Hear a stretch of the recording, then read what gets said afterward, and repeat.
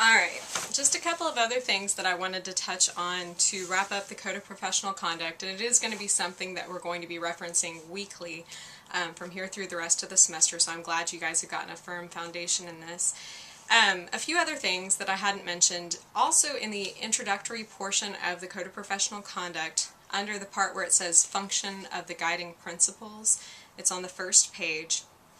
There's a point that I want to make in the very last sentence of one of the paragraphs, and it says, "The driving force behind the guiding principles is the notion that the interpreter will do no harm." And you see that in a lot of professions. Obviously, the Hippocratic Oath for doctors, attorneys, very many people have to abide by this concept of do no harm.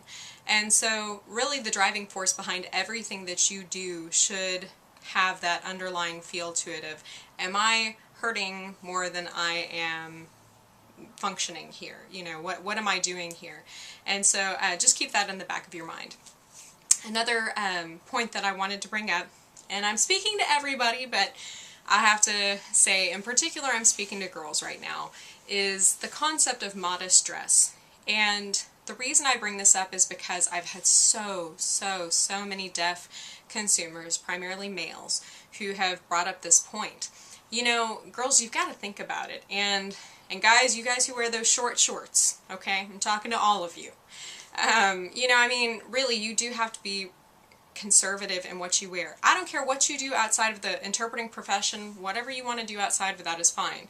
But when you're representing yourself as an interpreter and you're representing all of the rest of us and your deaf consumers and just everybody who is involved in the profession, I think it's important that you represent everyone well. And the way to do that is to make sure that your clothes aren't way too form-fitting, that they're obviously not too low. I don't want to see the ladies, okay?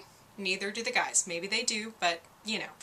And, you know, again, if you're going to be wearing a skirt, make sure that it is not something that is going to be too revealing. Obviously no midriffs, nothing like that. You know, I've actually had deaf consumers hand interpreter blankets before because they were just wearing something that was too revealing. And I've had guys come up to me, and I feel so badly for them because, you know, they're kind of put in this really bad position where if they don't say something to you, it's constantly plaguing them in the back of their mind because you know what? They don't have a choice. They have to stare at you. They don't have a choice. It's sign language. They have to look at you. So it's frustrating for them because they don't want to be staring at you in this sense, you know, and yet they have to. And so don't make it any harder on them than it already is, you know, and not only that, then if they say something, then they're considered to be a perv. Well, I'm a girl, and I'm telling you, don't be a skank, you know, please. Please wear modest clothes. Again, whatever you want to do on your own time is your own time, whatever. But don't be a skank if you're going to be an interpreter. That's all I got to say about that, you know? Modesty.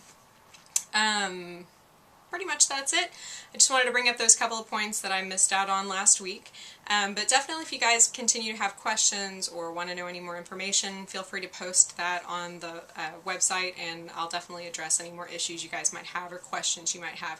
It's not going to ever be something that's black and white.